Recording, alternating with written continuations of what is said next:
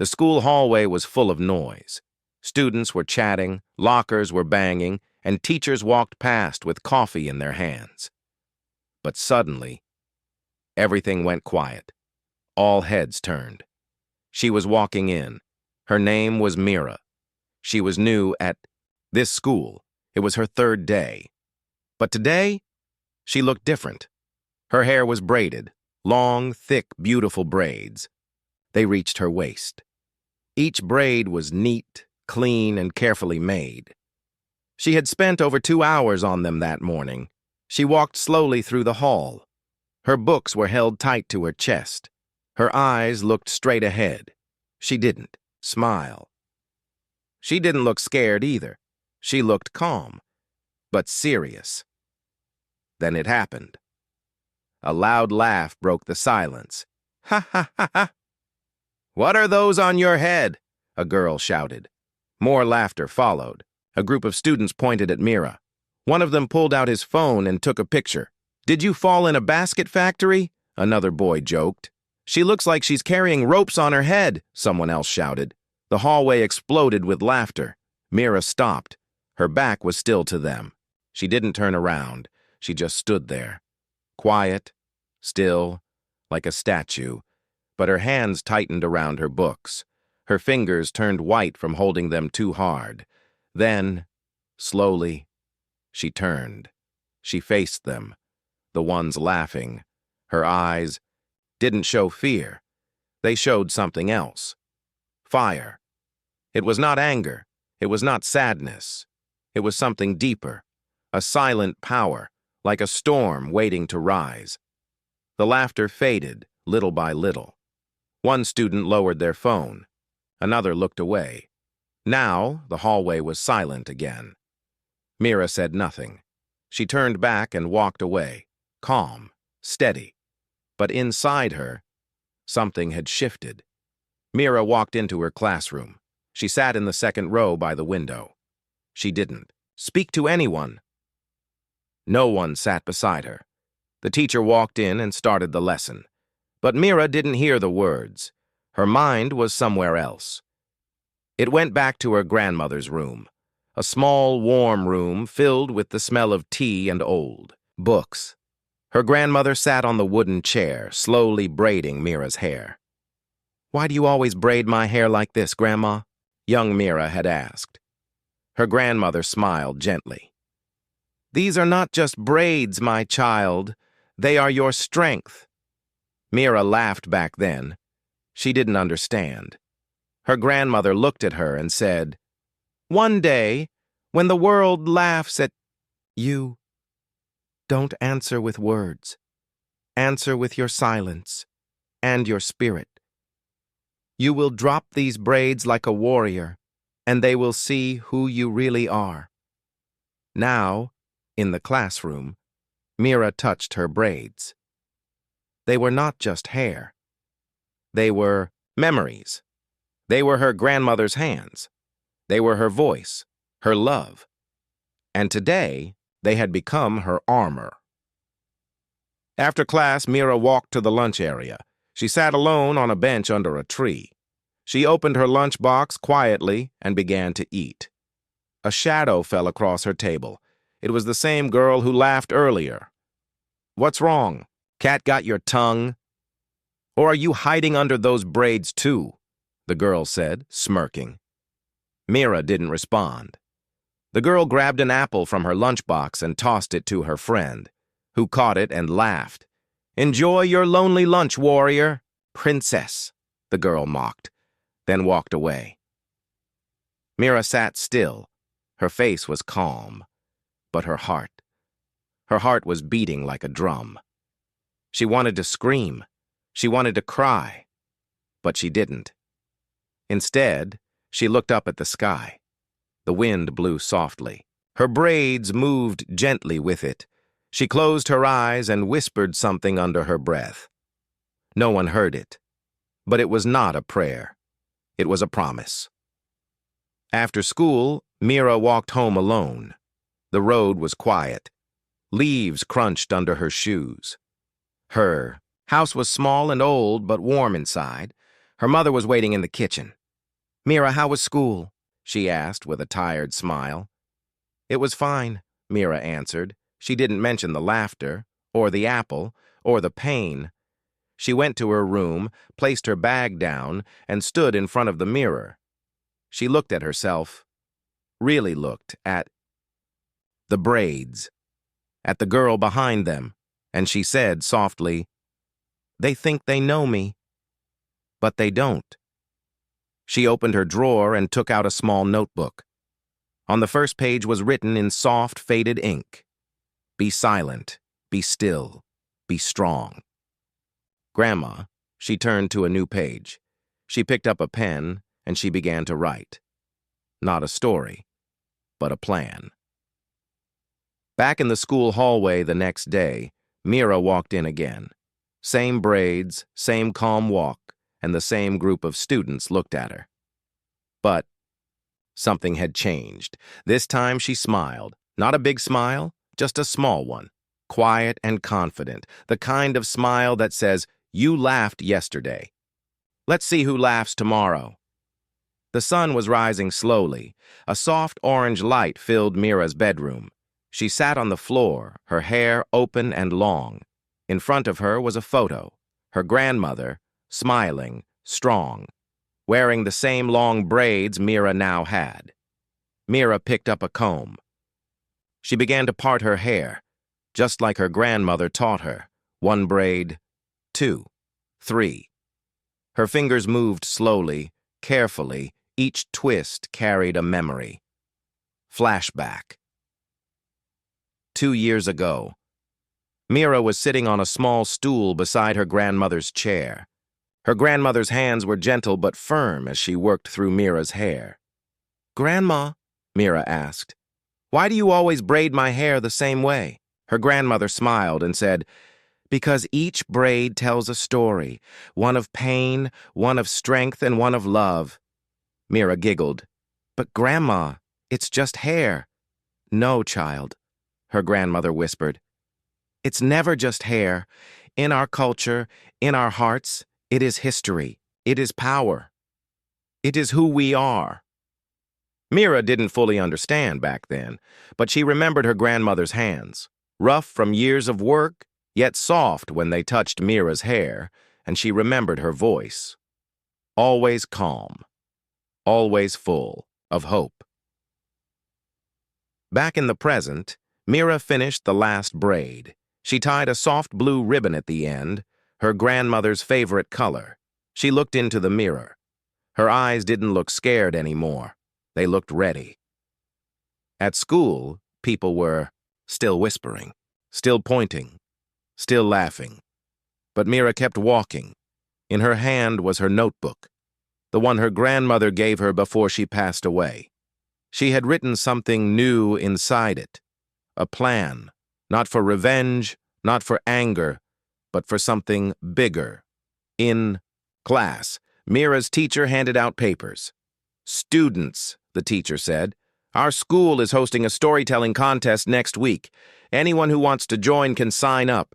The winner will present in front of the whole school." The class groaned. Storytelling? Boring. Who even cares? Mira's hand slowly went up. The class went silent. "You want to join?" the teacher asked, surprised. Mira nodded once. A boy in the back laughed. "She doesn't even talk. What's she gonna do? Mime her story?" More laughter followed, but Mira didn't react. She opened her notebook and began writing something. The teacher smiled gently. "All right then, Mira. We'll look forward to your story." Later that day, Mira sat under the same tree in the lunch area. Alone. She was used to the loneliness now, but it didn't hurt as much anymore. A soft voice came from behind. "You know," the school janitor said, "when people laugh at what they don't understand, it means you're different. And sometimes different means powerful." Mira looked up. The janitor smiled kindly. "Your grandma used to come here years ago. She was my classmate. She had those same braids." Mira's eyes widened. "You knew her?" "I did. And I see her in you. You have her fire." He nodded, then walked away. Mira watched him go. She held her braids tighter. She felt it too. That fire. Flashback. The hospital room. Her grandmother lay in the hospital bed, weak but smiling. Mira sat beside her, holding her hand. "Mira," she whispered, "promise me. You will never hide who you are." "I promise, Grandma. Wear your braids with pride. And when the world laughs, don't hide, speak. Tell your story." "I will," Mira said, fighting back tears. Her grandmother smiled one last time. Then, silence. Now, Mira stood at home again, in front of her mirror. She opened her notebook. At the top of the page was written, title, "They Laughed at Her Braids." Seconds later, she dropped them like a warrior. And underneath it, a story began to form. Not just a story for school, a story for every girl who was ever laughed at, a story for every voice that was ever silenced. A story for every braid that carried pain, strength, and love. She would tell it, not for herself, but for her grandmother, and for every warrior hiding in silence. The school was quiet early in the morning. Birds sang softly outside. Students walked into the building, still sleepy, still half awake. But not Mira. She walked with a purpose. She wasn't sleepy. She wasn't afraid. She was focused. In her bag was her story, almost complete. Every night she wrote more. Every morning she read her grandmother's words for strength. As she walked to class, a boy in the hallway stuck out his foot to trip her. She saw it, but didn't fall. She stepped over it without even looking at him. He frowned. Tish, she thinks she's something special.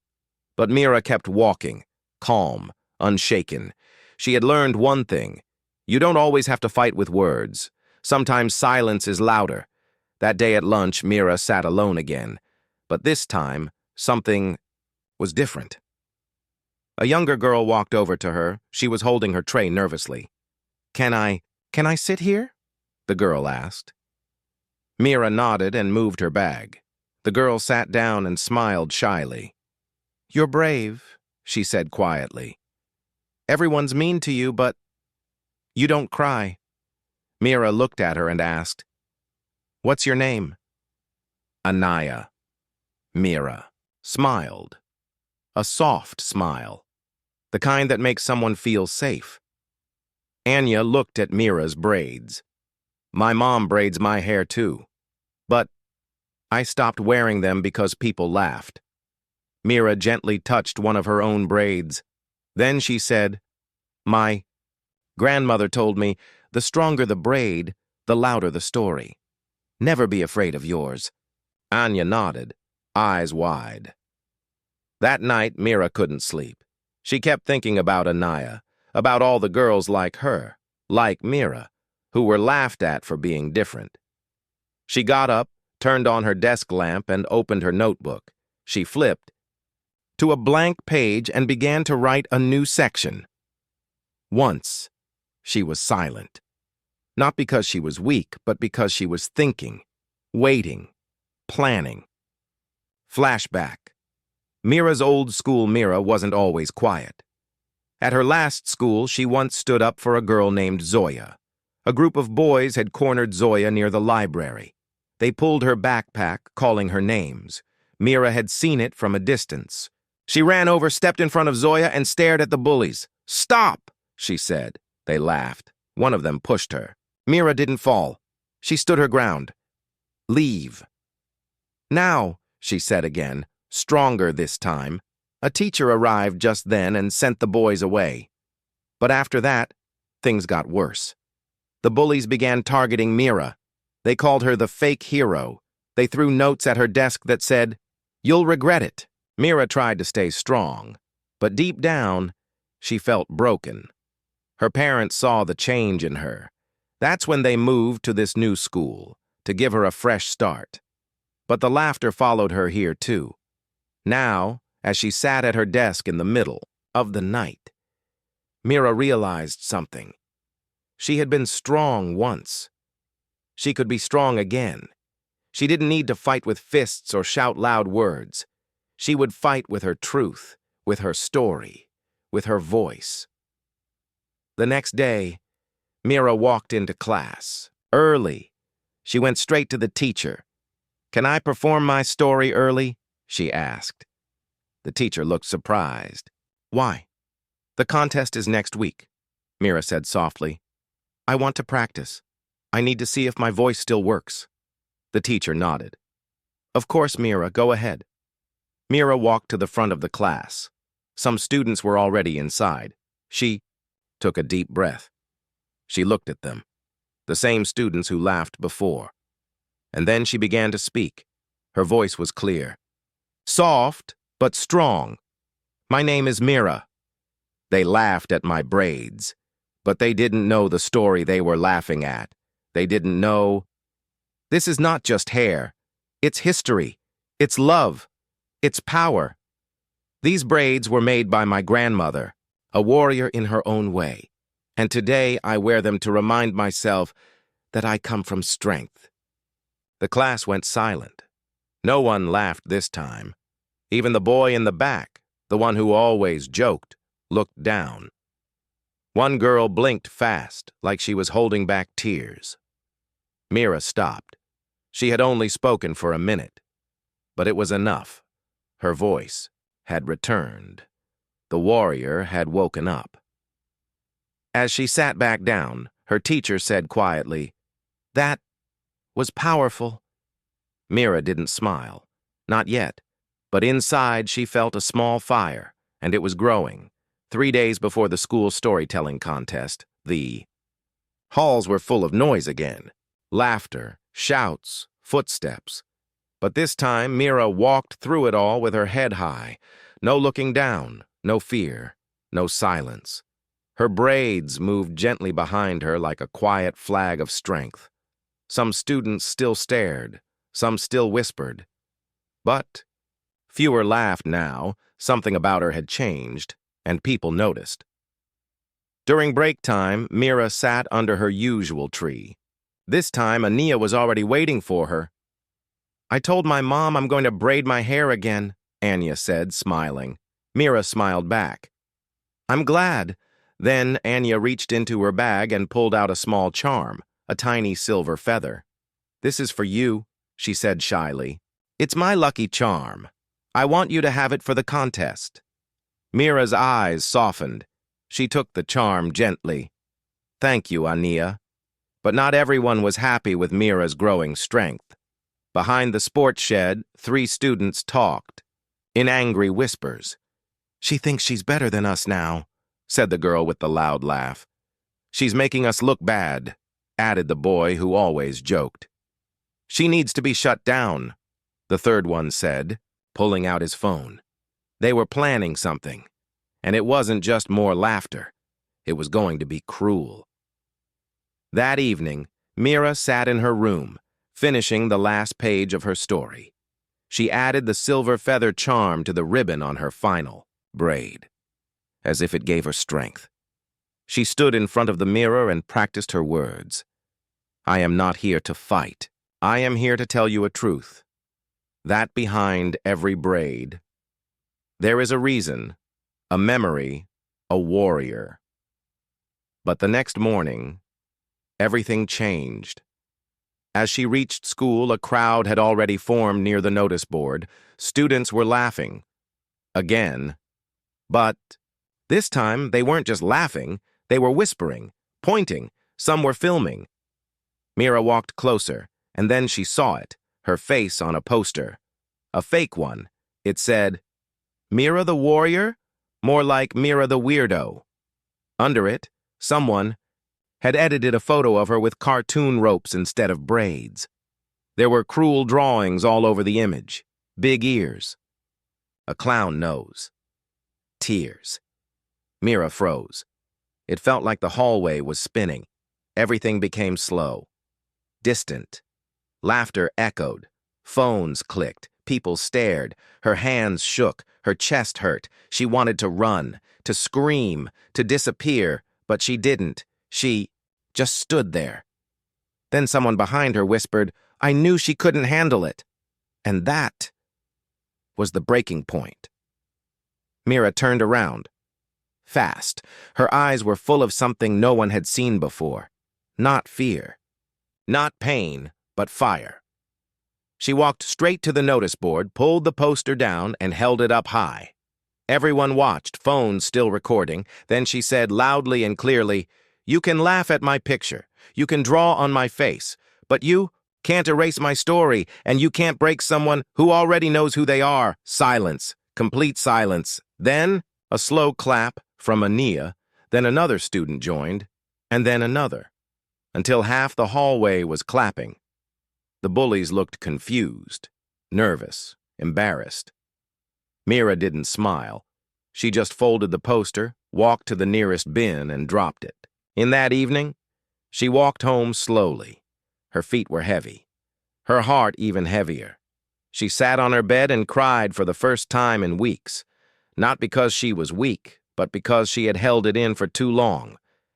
Her mother sat beside her, held her gently, and said, "You didn't break today, Mira.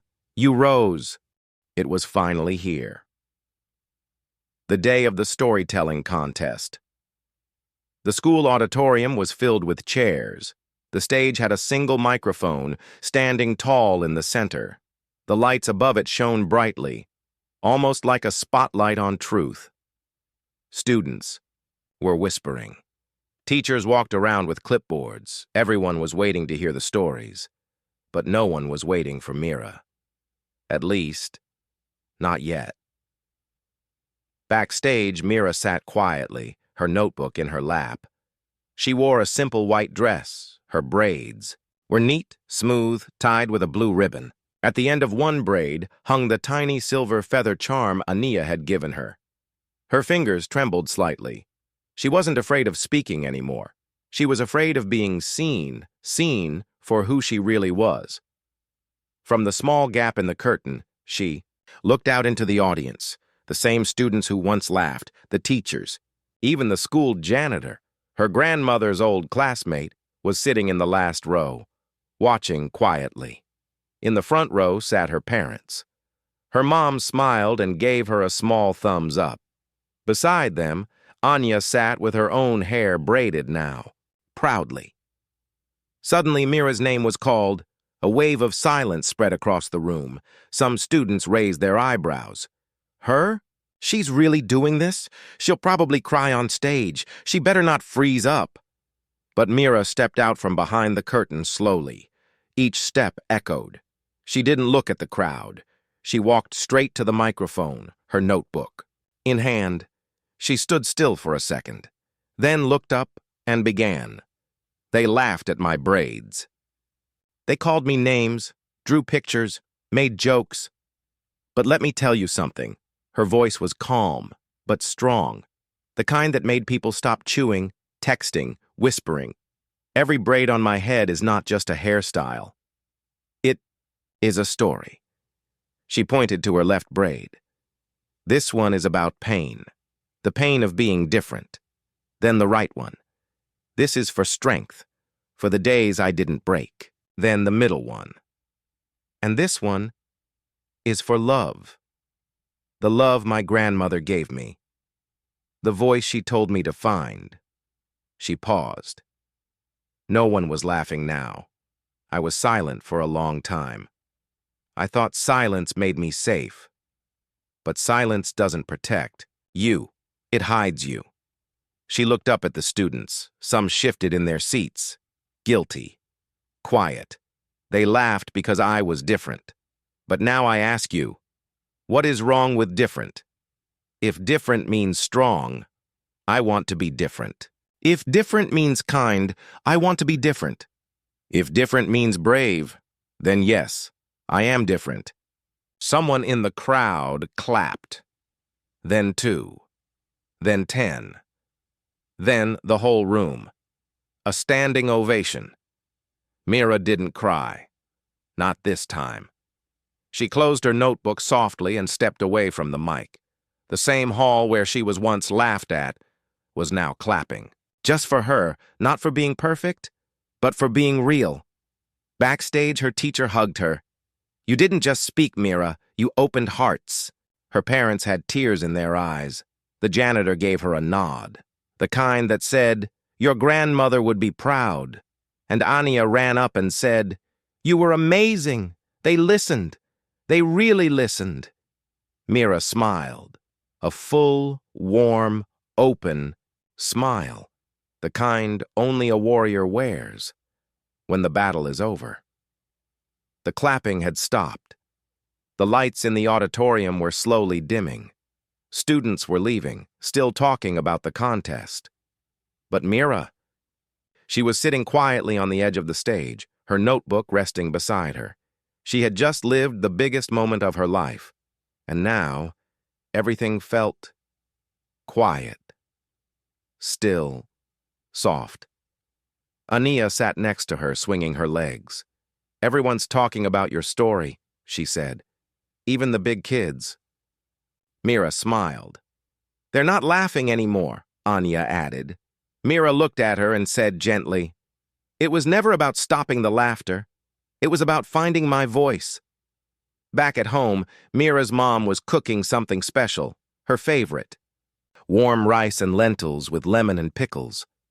Her father had printed out a picture from the event, Mira standing at the mic, notebook in hand. He placed it in a frame, right next to a photo of Mira's grandmother. Both women, both warriors. That night, Mira sat on her bed, still in her white dress. She opened her notebook and began to write. "I told my story." They listened. But more important than that, I listened to myself. I heard my voice, and now I can't go back to silence. She closed the notebook, but inside her heart, a new chapter had already begun. The next morning at school, something surprising happened. The same 3 students, the ones who had once bullied her, came up to her. They didn't laugh. They didn't roll their eyes. They looked unsure, awkward. The girl with the loud laugh stepped forward and said, "Your story, it made me think." Mira didn't answer. She waited. The boy added, "I guess we were wrong." Silence. Then Mira simply nodded and said, "I hope you treat the next person better." There was no anger in her voice, just truth. They walked away, quietly. That was enough. Later, at lunchtime, Mira noticed something beautiful. 4 girls in the yard had braided their hair. Different styles. Different colors, but all proud. Anya ran to Mira. "Did you see? Everyone's inspired." Mira smiled. "Good. It's time we all stop hiding." But Mira also knew something else. Not everyone who watched would understand. Not everyone would change. But even if only one person found their strength, then her voice had done its job. That evening, Mira stood in front of her grandmother's photo. She touched the frame gently and whispered, "I kept my promise, Grandma. I wore my braids with pride, and I told our story." A week had passed since the storytelling contest, but the echoes of Mira's voice still moved through the school halls. Teachers talked about it in the staff room. Students whispered about it near lockers. Some still felt guilty, others felt inspired. And many had started changing. Not with loud words, but with small, quiet actions. Mira noticed it all. One girl had braided her mother's hair for the first time. A boy who used to laugh now helped a shy student with homework. And Ania? She started her own journal, titled My Voice Matters. Mira's story had become more than just a story. It had started something. One afternoon, Mira's teacher asked her to stay after class. "I want to show you something," the teacher said, handing her a large envelope. Inside was a letter, written on official paper. Mira read it slowly. It was from a local community center. They had seen a video of her storytelling performance online. They wanted her to speak again, this time at a bigger event, for families, teachers, and students from many schools. Mira's hands shook. "Me?" she asked. "Yes," the teacher smiled. "They want you to open the event." That evening, Mira sat with her parents. Her father read the letter again, smiling proudly. Her mother hugged her tightly and whispered, "Your voice is going places." Mira nodded slowly, but her heart was full of questions. Was she ready? Could she tell her story again, this time to strangers? Then she remembered her grandmother's words. Your story is not just yours. It belongs to those who don't know how to speak yet. The next day, Mira returned to her favorite tree with her notebook. She turned to a fresh page. She began to write her next story. Not just about pain or bullying, but about healing, about hope, about how one voice can open many doors. A few days later, the big event arrived. The hall was large, bigger than her school auditorium. Lights, cameras, people with notebooks and clipboards. Mira stood behind the curtain, notebook in hand, braids neat and shining. This time she wasn't scared, she wasn't shaking, she was ready. As she stepped onto the stage, she looked at the crowd. She didn't see strangers. She saw possibilities. She opened her notebook and began, "I was once afraid to speak, not because I had nothing to say, but because I thought no one would listen. But I was wrong. Because stories like Braids connect us. They carry our roots. They carry our truth. And when we tell them, they give others permission to tell theirs too." This time, there was no need to wait for applause. The room was already filled. With it, long before she finished, Mira stepped down from the stage not as the girl who was laughed at, but as a girl who had become a voice for many. Later that evening, a mother and daughter approached her. The daughter wore tight braids. The mother said, "She wanted to cut her hair last week, but after watching you, she changed her mind." The little girl looked up and said, "I want to write a story too."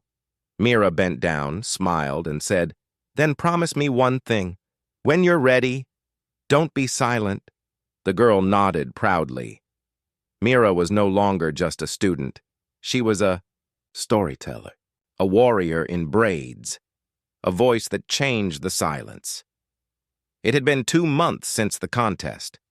The video of her speech had been shared online thousands of times. People from other schools, cities, and even other countries were leaving comments. Some said, "She spoke for me. I cried listening to this. I finally feel seen." Mira read each message carefully. She never imagined her story would travel so far. One morning, her principal called her to the office. "You've been invited to speak on the radio," he said, smiling. "A show about brave young voices." Mira blinked. "Radio? Me?" "Yes. You've started something, Mira. Something bigger than our school." She nodded slowly. She was nervous, but excited. On the day of the radio show, Mira sat in front of a microphone again, but this time she wasn't holding a notebook. She was holding her truth. The host asked, "How did it feel, being laughed at?" Mira paused, then answered, "At first it hurt, a lot. But then I realized they were laughing because they didn't understand, and people fear what they don't understand. So I decided not to fight with noise. I decided to change the noise." Back at school, everything was different now, not because everyone was suddenly perfect, but because Mira's voice had made it hard to ignore the truth. One of the bullies, the boy who once shared the cruel poster, walked up to Mira after class. He looked embarrassed. "I joined the art club," he said. "I drew something. It's for you." He handed her a folded paper. Inside was a beautiful drawing, a girl with braids standing tall under a stormy sky, holding a pen like a sword. At the bottom, he had written, "Your voice cut through the noise." Mira didn't say much. She just smiled and said, "Thank you." Sometimes, the loudest change comes with quiet honesty. That evening, she visited her grandmother's grave for the first time in months. She wore her neatest braids. No notebook. No speech, just one small silver feather in her hand. She placed it on the stone gently and whispered, "Your story lives on, Grandma, through me, and now, through many more." As the sun began to set, Mira stood still, feeling the wind move through her braids. It was peaceful. No noise, no laughter, only strength.